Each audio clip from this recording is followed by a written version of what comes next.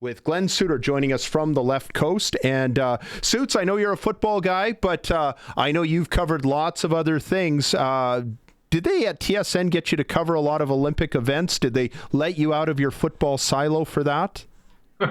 Yeah, not really, no.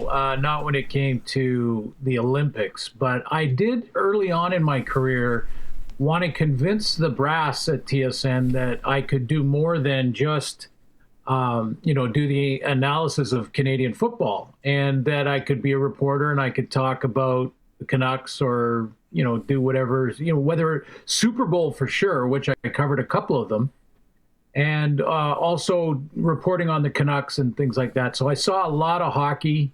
It was an interesting time. Mark Messier was a Vancouver Canuck at that time, so I was going to every Canuck game and filing stories after the game. And we talked a couple of weeks ago about the big was it Brashear with the stick over the head, McSorley, yeah. McSorley and all that stuff. That was a night that I was working. I turned to my colleague David Pratt, who had been a long time reporter in Vancouver. I'm sure you've heard the name. Oh yeah, Brendan, and he was excellent at putting together a 3-minute to 4-minute story that was going to go into Sports Center and getting all the elements necessary. So when that happened, I turned to him and I said, what are we going to do here? Because I was a young reporter at the time. And he turns to me and he said, you go to the visitors room. I'm going to go and get some sound. You got to say what happened, what were you thinking, who's talking, all of those stuff. I'm going to take the Canucks room. We'll meet in the middle, and then we're going to talk about why, what happens, and what this means. And it was a story that had legs for, as you know, for months, when in the NHL. Yeah, and I remember. Listen, I'm a lifelong Canuck fan, so I remember this all like yesterday. But I remember there was a quote that they dug from that where Todd Bertuzzi said something like, none of that belongs in the game. He should be banned for life. And of course, 4 years later, he was involved in a similar incident. So yeah, exactly. But no, to your point on the Olympics, definitely watch the hockey game. I'm watching, and trying to, watch as much Olympic hockey as I can. I enjoy it. First off, my first impression of that quarterfinal, man, Connor McDavid, I'm not sure why there is even any debate ever about who the best player on the planet is. I mean, I just, when you're looking at basically best against best, I know the roster creation is a little bit different. You want a different style of player and different roles and things like that. So there are some good players that didn't go to Italy, but I just look at his speed and how he gets first of all the attention of so many of his opponents, but also it's like this panic sets in as soon as he starts wheeling, and with his hands and his just his overall skill, I just don't think there's a player on the planet that. I know there's still debate, and Crosby was in that discussion and all of that. But anyway, he was the first thing that jumped off the page to me. And then when I saw Crosby go down, Brendan, it brought up the old thought to me and this old debate as to should pros be in the Olympics? And because if Connor McDavid went down due to injury, knock on wood that he doesn't, but if he goes down due to injury, as we saw Crosby went down that quarterfinal game, where does that leave the Oilers? Where does that leave all the money invested from Oiler fans? I know they want a gold medal. I get it. And I've heard the argument constantly of well, we want to see in the Olympics best against best. But don't we see best against best at the amateur level? In other words, the World Junior Tournament sort of would take over as the Olympic tournament if that happened, and maybe the World Junior Tournament becomes a seeding tournament for the Olympics. But however you break it down, should it still be all amateurs in the Olympics? Because you lose some of these guys for your NHL team, and you've invested tons of money. I don't know. It creates a debate again. I just watched Crosby get hurt and walk to the locker room, and I thought, yikes, you don't want to see it. Yeah, and we've seen that with John Tavares. I remember when he was still with the Islanders, he got hurt in the Olympics, and then his season was ended. And Garth Snow was the GM of the Islanders, and he was some peeved about it. And I guess you can kind of see where he was coming from. I think it's an insurance issue, like who's going to foot the bill, because the player's still going to get paid regardless. And it took them years, but I think they've sorted that part out. It's collectively bargained, and it's clear the players want to do this. I even think for somebody like a Connor McDavid, it would be an issue, but he happens to play in the same country that he's representing in the Olympics. I think, to your point, the people in Pittsburgh might not be so enthusiastic if they lose their star player who was representing another country. It'd be different if he was playing for Team USA, but because he's playing for Team Canada, that's probably where you open up that issue. Mark McGuire, the slugger who was a big hero until we found out that he cheated, but that's irregardless. He played on Team USA in baseball in the 1984 Olympics in Los Angeles. You might remember that. You would have been probably a rookie for the Rough Riders at the time. And he had that experience, but he was still a college player at the time. He was very much vehemently opposed to major leaguers playing in the Olympics because he said the amateurs who get that experience, that is their life.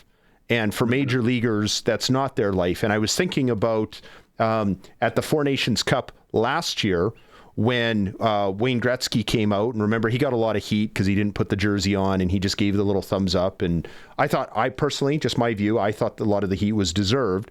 Whereas Mike Eruzione, he had been the amateur who had been on Miracle on Ice. He's high-fiving guys. You can tell, like, he's living for this moment. And it was this amazing thing. I don't know. It didn't bother me when we didn't have the best players. I remember being over the moon excited to watch in Nagano in '98 when we finally had the NHL players. I could go one way or the other. Here's one thing where I draw the line. This talk that we need to have a World Cup best on best every 2 years. I think a big reason why that Four Nations Cup was amazing last year was because of the politics, obviously. Yes. But the scarcity. Right? We haven't seen McDavid and Crosby play together in a best on best. Connor McDavid was almost 30. I'm not saying that we want that in the future where they have to wait till almost 30, but I think you lose a little bit of luster when you do this more than once every 4 years. Am I wrong? Yeah, no, I agree. And to your point about Gretzky, he's taking a lot of heat right now, isn't he? Yeah, no, he still is. The heat hasn't ended. I think it kind of started right around then. Yeah. Yeah. But no, you make a good point. And I still think, though, I can make an argument that you will be seeing the best players at the amateur level if you don't allow pros. And I know they want it. I know they want to go. Basketball wants to go. I get it. In fact, I'm looking forward to seeing what the flag football roster looks like in a couple of years in the Olympics and how many Canadian NFL or CFL players are on that team. It won't be, as Barney and I have talked about many times, it won't be filled with pros. There's going to be some specialists that are flag football specialists that'll be on that team that aren't playing pro right now. So I'm not sure how many will come from the CFL or the NFL, but I'm looking forward to seeing, what that looks like on the Olympic stage against the rest of the world, but also, will we see the same popularity in it?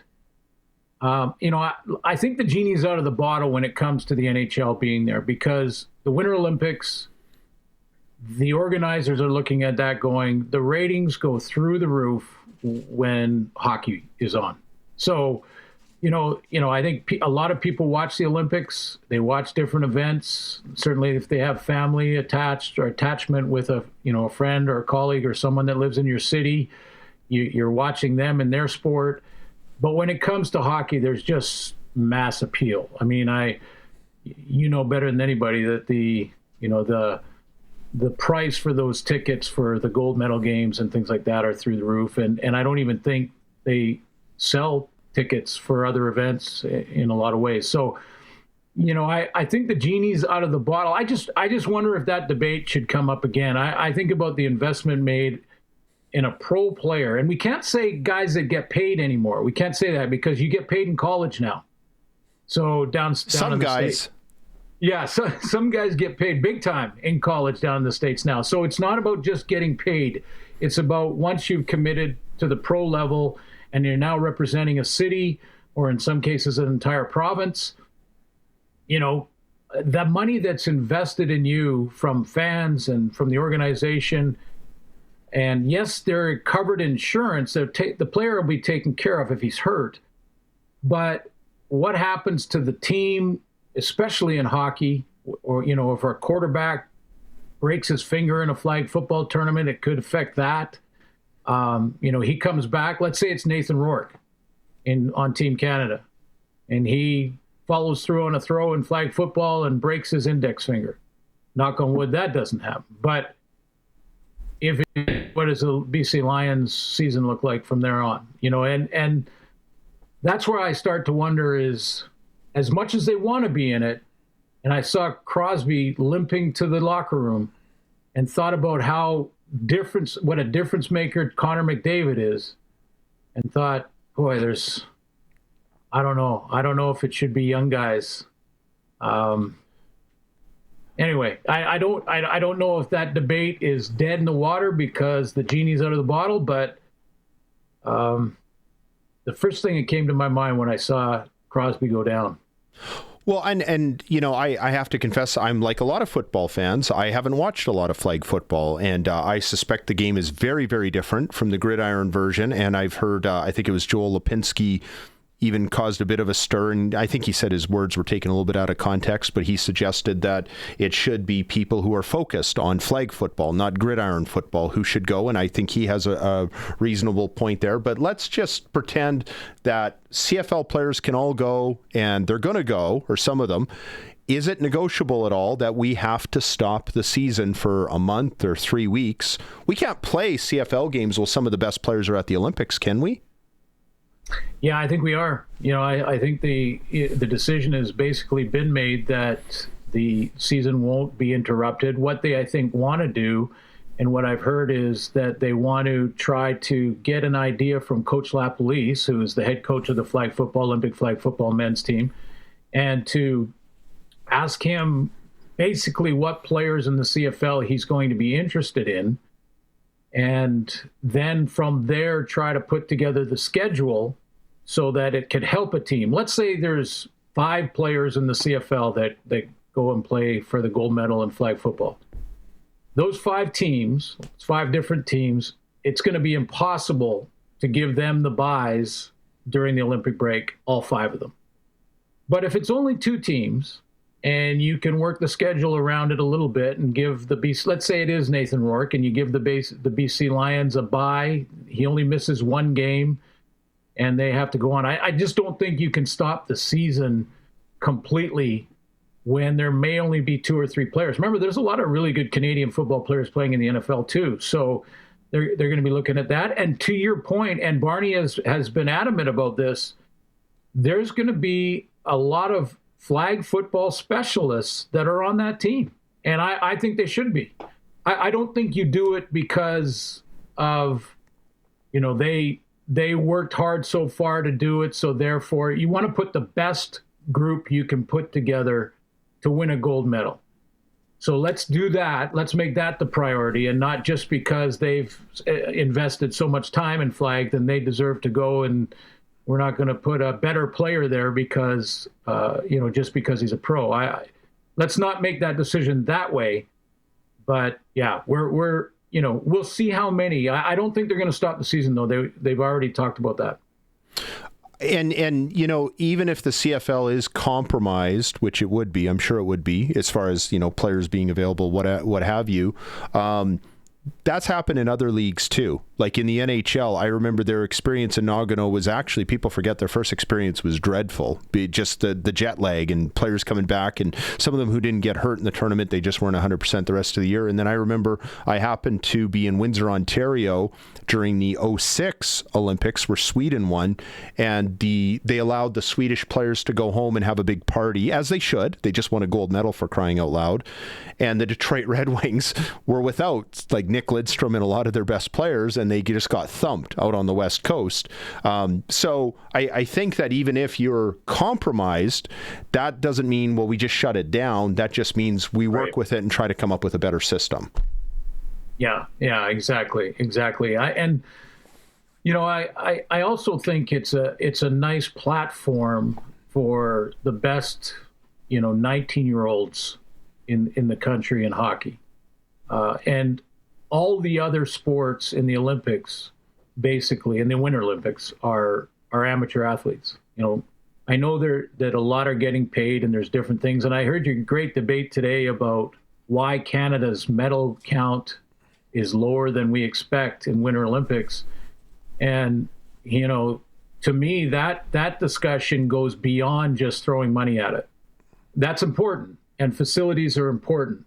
And that's what happened in Vancouver with Own the Podium. But it's bigger than that.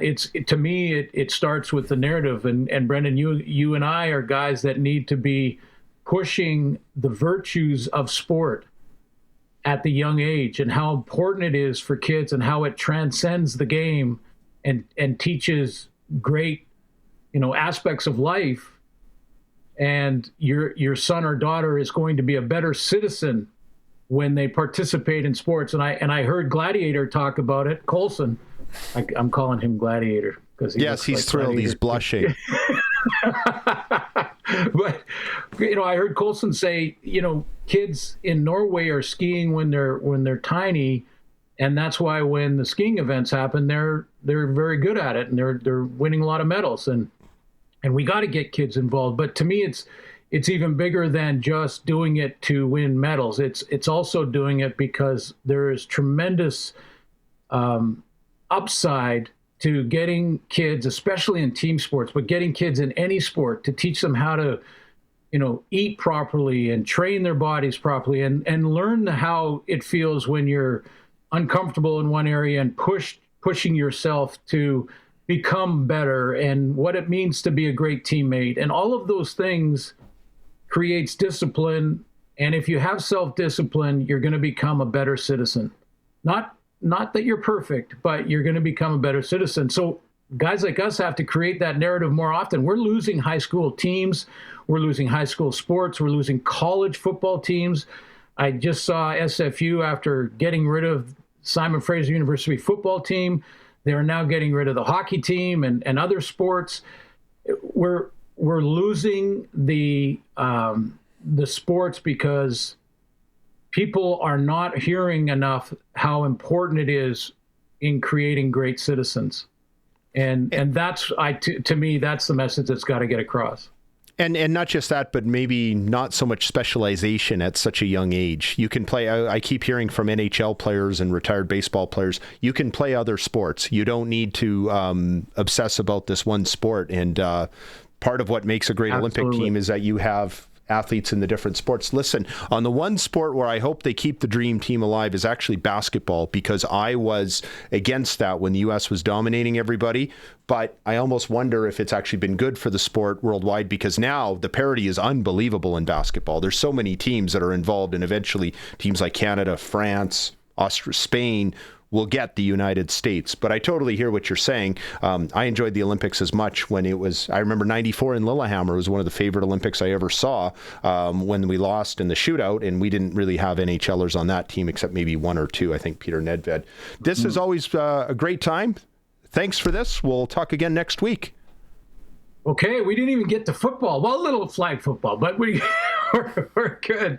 Thanks, Brendan. Appreciate it, man. Say hello to Gladiator over there. I will do so. And I think this is a record for us. We made it through a whole segment without talking CFL football, sort of. But that won't ever happen again.